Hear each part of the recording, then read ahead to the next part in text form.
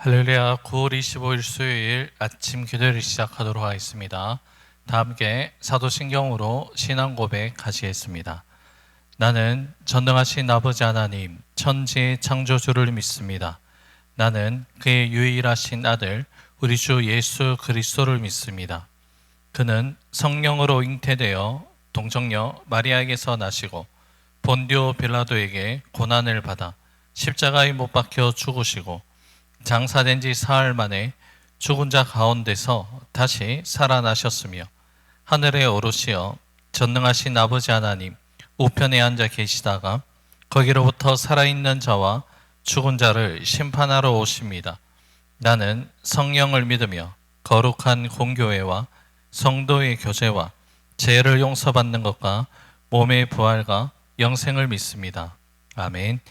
찬송가 212장입니다. 통일 찬송가는 347장 겸손히 주를 섬길 때, 찬송가 212장 통일 찬송가는 347장 겸손히 주를 섬길 때 찬양 올려 드립니다. 겸손히 주를 섬길 때 괴로운 일이 많으나 그 주여 내게 힘 주사 잘 감당하게 하소서. 인자한 말을 가지고 사람을 감화시키며 갈 길을 잃은 무리를 잘 인도하게 하소서. 구주의 귀한 인내를 깨달아 알게 하시고 굳건한 믿음 주셔서 늘 승리하게 하소서. 장래의 영광 비추사 소망이 되게 하시며 구주와 함께 살면서 참 평강 얻게 하소서. 아멘. 오늘 우리 신 하나님 말씀 역대하 8장 1절에서 16절의 말씀입니다.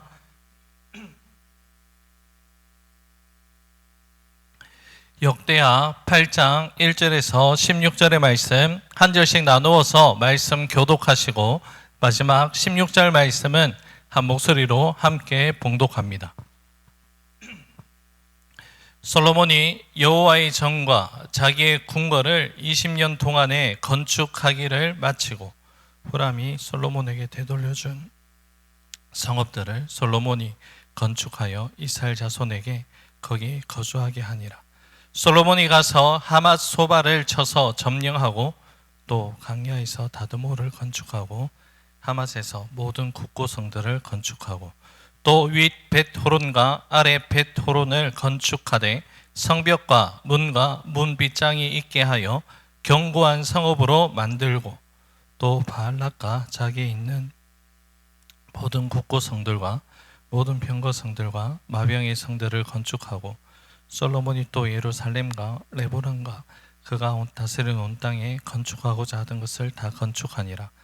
이스라엘이 아닌 헷 족속과 아므리 족속과 브리스 족속과 히위 족속과 여부스 족속에 남아있는 모든 자 곧 이스라엘 자손이 다 멸하지 않았으므로 그 땅에 남아있는 그들의 자손들을 솔로몬이 역군으로 삼아 오늘에 이르렀으되 오직 이스라엘 자손은 솔로몬이 노예로 삼아 일을 시키지 아니하였으니 그들은 군사와 지휘관의 우두머리들과 그의 병거와 마병의 지휘관들이 됨이라. 솔로몬 왕의 공장을 감독하는 자들이 250, 그들이 백성을 다스렸더라. 솔로몬이 바로의 딸을 데리고 다윗 성에서부터 그를 위하여 건축한 왕궁에 이르러 이르되 내 아내가 이스라엘 왕 다윗의 왕궁에 살지 못하리니 이는 여호와의 궤가 이른 것은 다 거룩함이라 하였더라. 솔로몬이 낭실 앞에 쌓은 여호와의 제단 위에 여호와께 번제를 드리되 모세의 명령을 따라 매일의 일과대로 안식일과 초하루와 정한 절기 곧 1년의 세 절기 무교절과 칠칠절과 초막절에 드렸더라. 솔로몬이 또 그의 아버지 다윗의 규례를 따라 제사장들의 반열을 정하여 섬기게 하고 레위 사람들에게도 그 직분을 맡겨 매일의 일과대로 찬송하며 제사장들 앞에서 수종 들게 하며 또 문지기들에게 그 반열을 따라 각 문을 지키게 하였으니 이는 하나님의 사람 다윗이 전에 이렇게 명령하였습니다. 제사장들과 레위 사람들이 굳고 일하든지 무슨 일하든지 왕이 명령한 바를 전혀 어기지 아니하였더라. 솔로몬이 여호와의 전에 기초를 쌓던 날부터 준공하기까지 모든 것을 완비하였으므로 여호와의 전 공사가 결점 없이 끝나니라. 아멘.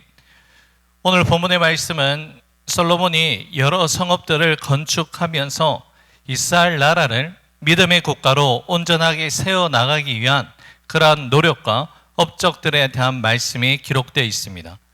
먼저 2절에서 6절의 말씀을 살펴보면 솔로몬이 나라 곳곳을 돌보며 건축을 해 나가는 모습이 기록되어 있습니다. 솔로몬은 후람이 돌려준 황폐하고 척박한 땅에 성읍을 새롭게 건축합니다. 그 지역 곳곳에 사회적, 군사적, 문화적으로 필요한 시설들을 하나하나 세워가고 보수를 합니다.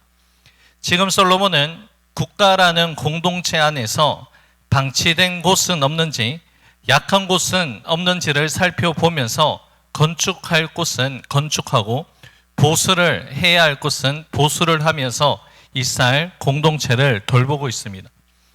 솔로몬은 성전을 짓는 것으로만 멈추지 않았습니다.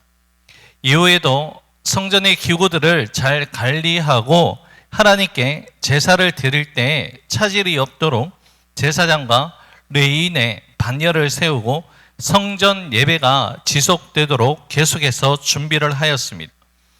솔로몬은 성전을 세우고 왕궁을 세우고 성읍들을 세웠습니다.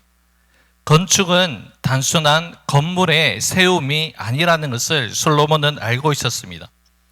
이 모든 일들은 하나님과 이스라엘 백성들 간의 관계를 다시 연결하는 중요한 역할이라는 것을 왕으로서 깨닫고 감당하고 있는 모습입니다. 무너진 곳, 버려진 곳, 허물어진 곳을 다시 세우는 것이 하나님이 기뻐하시는 사명임을 솔로몬은 깨닫고 지금 그 일에 전심전력하고 있습니다. 이 말씀을 묵상하면서 오늘을 살아가고 있는 우리의 사명도 발견하게 됩니다. 우리가 속한 믿음의 공동체인 가정과 교회, 그리고 더 나아가서 삶의 현장 가운데 하나님과 무너진 관계성 속에서 살아가고 있는 가족들, 이웃들, 그리고 교우들을 우리는 만나게 됩니다. 우리와 함께 했던 자들 가운데 기도의 자리를 떠났고 예배의 기쁨을 잃었고 또 어떤 이들은 자신 스스로 해결하지 못하는 인생의 문제들 때문에 하나님과 관계가 단절된 상태에 있는 자들을 우리는 만날 수 있습니다. 이들은 마치 성벽이 허물어진 성읍과도 같았습니다. 이렇게 방치하면 더 무너지고 결국에는 황폐해지기 시작합니다. 우리는 그들을 향해서 히브리서 12장의 말씀처럼 피곤한 손과 연약한 무릎을 일으켜 세워주시는 하나님의 은혜를 간구하며 또한 회복하시는 반드시 도우시는 하나님의 도우심의 손길을 우리는 간절히 구해야 합니다. 솔로몬이 성읍을 하나하나 건축했듯이 우리들도 하나님의 사랑을 품고 하나님이 공급하여 주시는 능력을 힘입어서 무너진 사람의 그 마음을 세우는 영적인 건축가로 부름을 받았다는 사실을 잊지 말아야 합니다. 믿음의 공동체는 함께 세워가는 공동체입니다.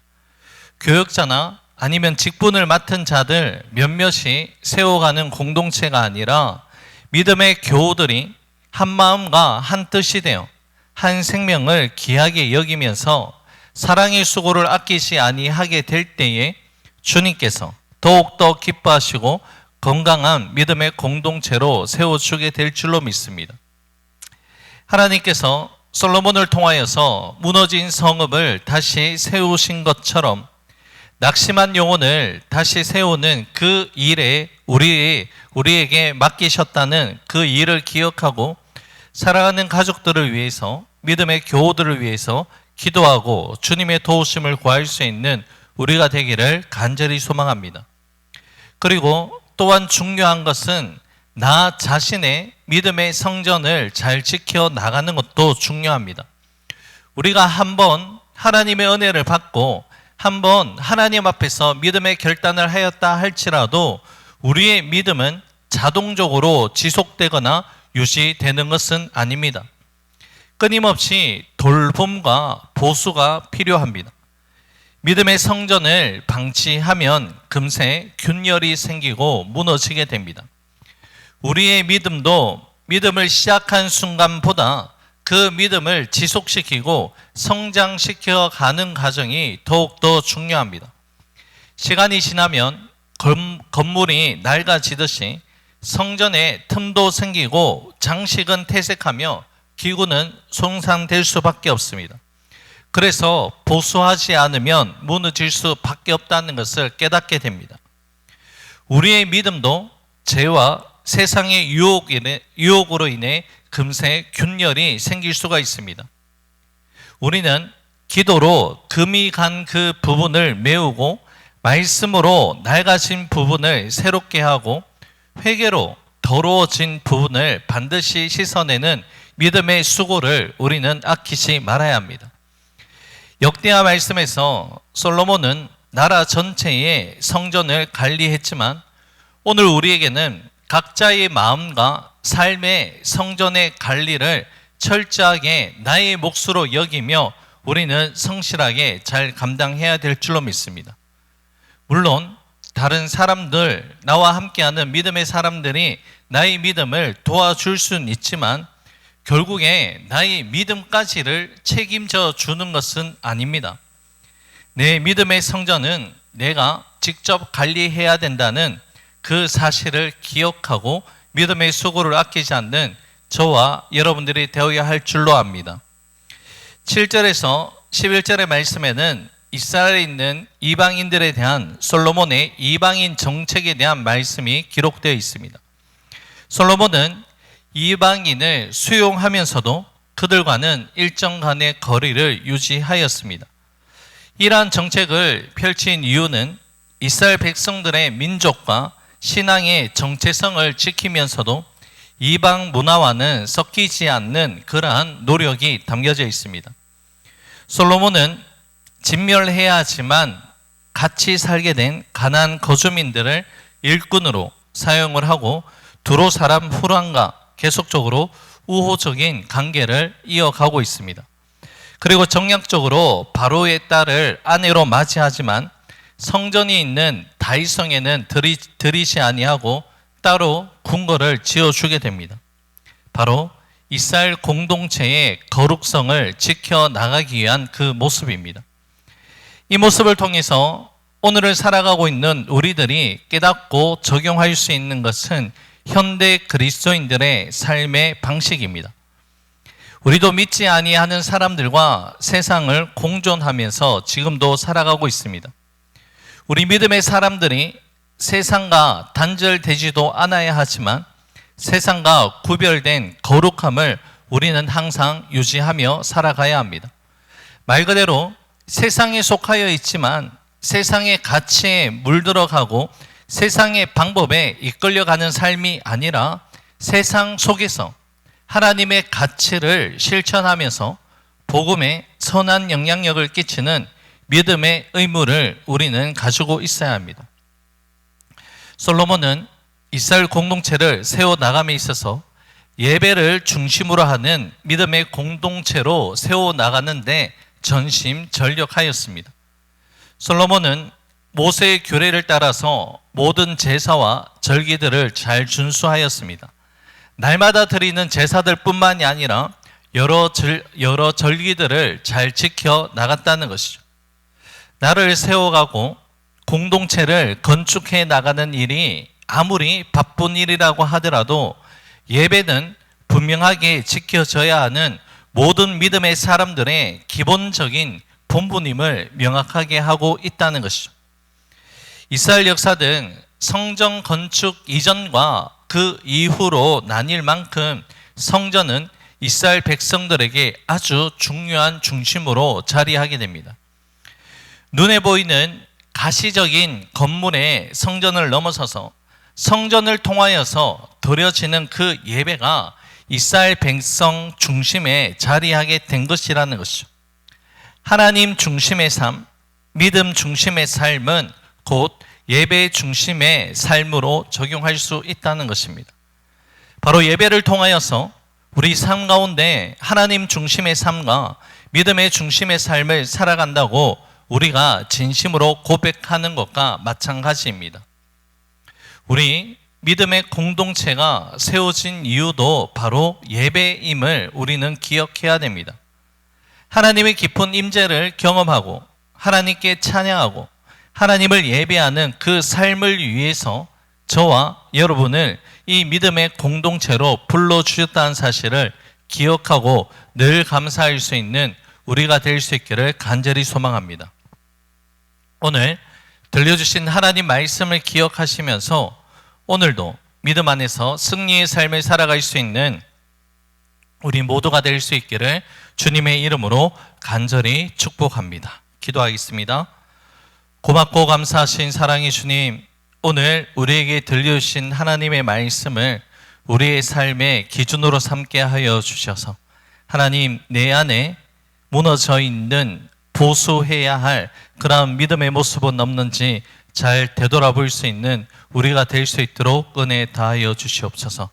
또한 오늘 우리의 삶이 예배와 삶이 분리되는 것이 아니라 삶의 예배자로서 오늘 우리가 있는 곳곳에서 하나님을 예배하며 거룩한 예배자의 삶을 살아갈 수 있는 우리 모두가 될 수 있도록 은혜 다하여 주옵소서. 모든 것 주님께 감사드리며 예수님 이름으로 기도 올려 드립니다. 아멘.